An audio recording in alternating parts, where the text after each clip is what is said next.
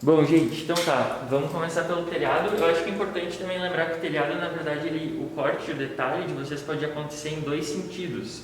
A gente vai primeiro começar desenhando pelo sentido em que a gente corta a telha paralela às tesouras, ou seja, desenhando vai dar para entender melhor.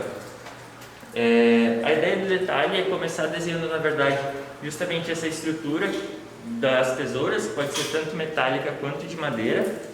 E o desenho é bem simples, ele não vai ser em corte, tá? A gente vai estar vendo essa estrutura em vista, então a linha é mais fina. Aqui o Arthur está desenhando, deixa eu só ver se pega aí na câmera, esse desenho de cobertura. Ah, não pegou. Tá, tá pegando. Quer que eu vá mais pro lado? Vou desenhar um pouquinho mais perto aqui. Na verdade, esse desenho que a gente está fazendo ali em detalhe em corte, é como se a gente estivesse com a planta de cobertura aqui, né? Aqui a gente tem a platibanda, e aí o telhado está caindo nesse sentido aqui, né? Então aqui a gente tem a calha, digamos, central. Então é como se a calha estivesse aqui, né? E aí todo o telhado está com esse caimento, né, em direção para cá. E aí o que está acontecendo é que essa telha, então, no cortezinho ali na 1 para 100, ela está assim e a calha está aqui. Então esse detalhe aqui que a gente está dando um zoom de encontro, então, da telha com a platibanda, do telhado com a platibanda. Perfeito. Então, esse é o desenho da tesoura, desculpa, pode ser então tanto metálica quanto de madeira. A ideia é que a gente tem sempre uma estrutura embaixo, que o pessoal chama de linha, também uma aqui em cima inclinada, que vai seguir a inclinação do telhado, justamente porque o telhado vai se apoiar nela. E aí, entre as duas, vai ter toda essa estrutura que vocês já devem ter visto desenhos e, enfim, também procurando na internet é bem fácil de encontrar, mas que tem esse formato, são algumas linhas verticais, madeira, metal, enfim, e um contraventamento diagonal, que serve para estruturar justamente toda essa estrutura do telhado. Em cima da tesoura, aí sim a gente vai ter então as terças, e essas sim vão estar em corte. Você tem que imaginar que elas vão estar correndo ao longo de todo o telhado para justamente suportar ele. Então o que normalmente acontece é justamente em cima, aqui alinhada com a parte vertical, a gente vai ter essas peças, também madeira ou metálica. Eu vou desenhar os dois aqui. A madeira a gente pode representar cheia, com machura, ou então metálica pode ser um perfil C. Isso. E a estrutura metálica também vai variar um pouquinho da tesoura, talvez ela seja um pouco mais elegante, mais esbelta do que a madeira. Exato. Ali a gente está falando, né, Arthur, botando algumas cotas, padrões, assim, de tesoura, né, talvez ali uns 6 a 8 centímetros cada um desses montantes aí que a gente está desenhando, né, podendo ser os pantaletes ali, os verticais um pouquinho menores, né, então 8 na estrutura principal e 6 na intermediária. Algo nesse sentido, assim, né? E a seção ali da terça, estamos falando ali de um 6x4, alguma coisa assim, né? Falando de madeira. E aí a metálica, então, um perfilzinho C, variando para um pouco mais de esbeltez. Mas também tudo tem que ser pesquisado, né? E contraposto ali com alguns desenhos também que vocês podem pesquisar.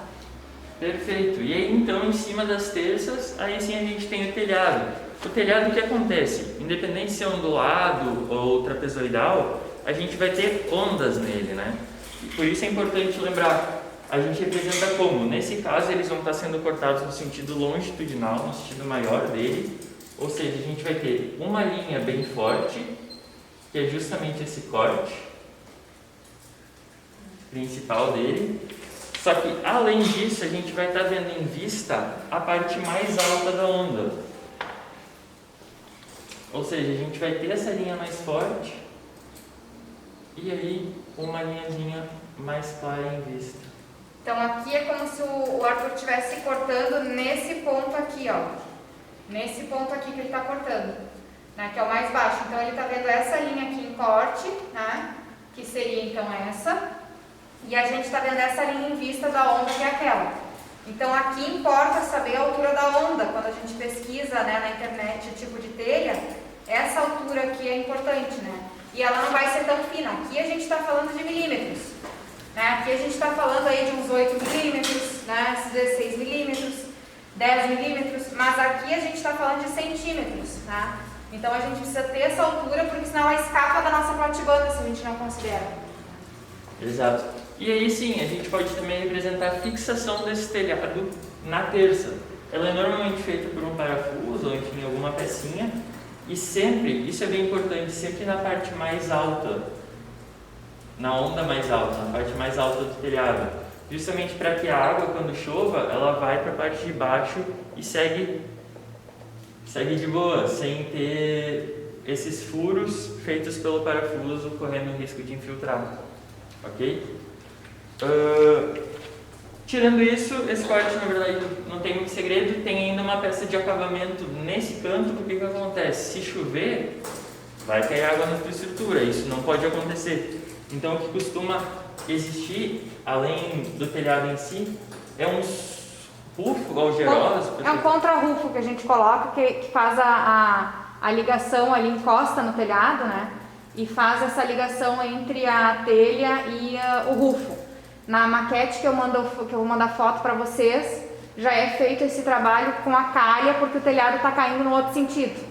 E aqui nesse caso ele pode ser engatado também lá em cima, Arthur, embaixo do rufo, né? Ele pode ser engatado lá em cima, embaixo do rufo, né? Que daí ele já fica bem protegido, depois se faz o acabamento com o rufo em si, né? Então vai primeiro essa peça ali, tá?